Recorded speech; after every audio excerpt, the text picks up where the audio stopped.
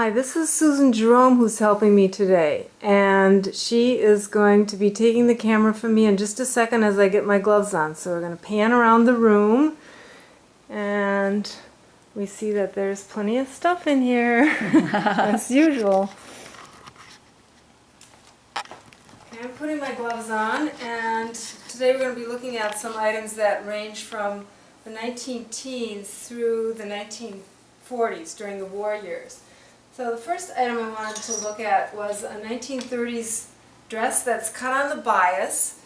You can see that it has a cowl neckline. This was something that V&A introduced to fashion, and this part is cut on the bias, the straight grain right through the middle right here, but then the skirt's cut on the bias, so you see how it gets this nice drape right here. And then in the 1930s, they really didn't go for low-cut necklines like we do today. They liked low-cut in the back. So we have a little V down here in the back that would show off a nice tan if you happen to have time to sunbathe on the beach. One of the popular fabrics during the 1930s was crepe, and this flowered dress was crepe, but so is practically everything else I have on the rack today. Here's one from a little bit later in the 30s. It has these rhinestone and insets on them. I don't know what we would call these little jewels that are inset in there. I guess grommet is the right word for those. I don't know. They have little metal things that insert onto the fabric. Then it has a peplum. We know that peplums are really fashionable today, and they first start appearing towards the end of the 1930s, and we see them all the way through the 1950s in fashion. Moving towards a little bit later in the 30s, we know that shoulder pads become requisite for every garment, whether it's a dress or a jacket. And so here we see a jacket that has emphasis on the shoulders. There's padding right here, but also little gathers to make it extend further. Another feature of the 1930s was, late 1930s and early 40s, is having some kind of decoration at the shoulder. So we see a padded applique, almost like a trapunto, I guess we would call it, on the shoulder line here. Many self-fabric belts during this time period, so this, of course, would be around the waist. And then another popular detail from this time period is shirring. It's spelled S-H-I-R-R-I-N-G. Again, this fabric is crepe as well.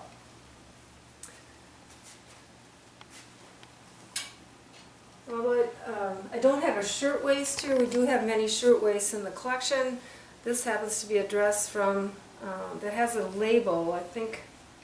Let's see, can't find it right now. I think this is a Bonwit Teller dress, but is this maybe? Or is it that other black? There's another one that is similar to this. Anyway, you can see that we have really substantial shoulder pads here, rivaled only by the 1980s pads that we'll see later in the semester.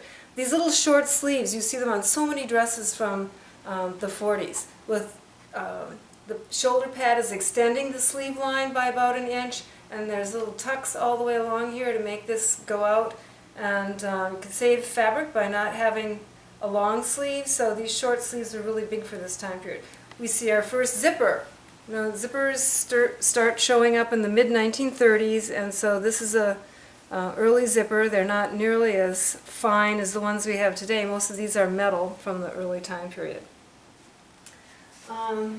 Suits were something that many women owned during the 1940s.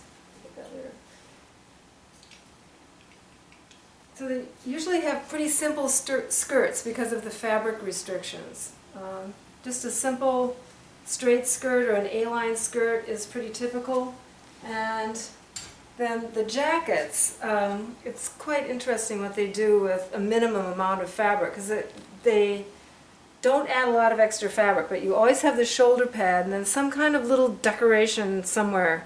And so here we have some false pocket flaps that make it a little bit more interesting than if it did not have those flaps. And if you've never seen a bound buttonhole, they're beautiful.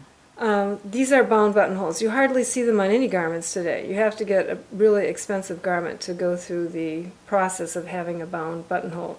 This jacket is lined. 40s suits tend to look very glamorous on the wearers. There's this certain chic that you exude when you wear one of these suits. So these are pretty typical for this time period. Now we have also a hat here. We talked about those little hats that get we read about the little hats that get pitched forward on the head. So this is a little mount that we have on the hat, and let's see if we can get that off here. So the hat it would go forward like this. They really love their bird feathers during this time period. Schiaparelli was one of the designers who promoted these little doll hats, she called them, and we even have a hat owned by Schiaparelli in this time period, but this one happens to be Marion Vallet. So labels are beginning to be important. We do see them in hats. So Sorry. got it? Got it. Okay. All right. Now moving to some menswear pieces. We talked about the changing underwear for both men and women. Well, men were getting out of their long johns, their full union suits, Get a big picture of and this one. into somewhat abbreviated. Of course, these look not at all abbreviated to us, but this is a one-piece BVD. This was the company that started making, one-piece and two-piece garments that had like early boxers on the bottom. And so this is the BVD label here too, which is pretty nice for us to have this out of Ohio. Mhm. Then Norfolk jacket. I don't think I showed this one before, but we have box pleats, a belt, more box pleats in the back, and this one happens to be out of corduroy. Many of them were made out of some kind of woolen fabric like a tweed or a herringbone, but this one happens to be out of corduroy. So we're lucky to have it. Always looking for more good menswear. If you know of any +4s or Argyle sweaters from the 20s, we would like them. This is Glen Platt. We talked about how popular certain fabrics are during particular time periods. So this one is from the 1930s, and it has also, we talk about big shoulders, so the shoulders start getting more extended during this time period, and we don't like the flap pockets so much anymore, so this is what's known as a besom pocket, B-E-S-O-M. So it's bound, but it doesn't make the person look wider through the hips. It draws a line away like this, and there's not a lot of extra fabric there. So we're looking for kind of a big-shouldered, slimming through the waist look with this suit shape. But very popular fabric is Glen Platt. The trousers are pegged or pleated at the front. So you see this particular pair, I should show this way I guess, is two pleats on each side. So what happens is it makes the fabric more voluminous through the thigh. And you can see that in the fashion illustrations for this time period.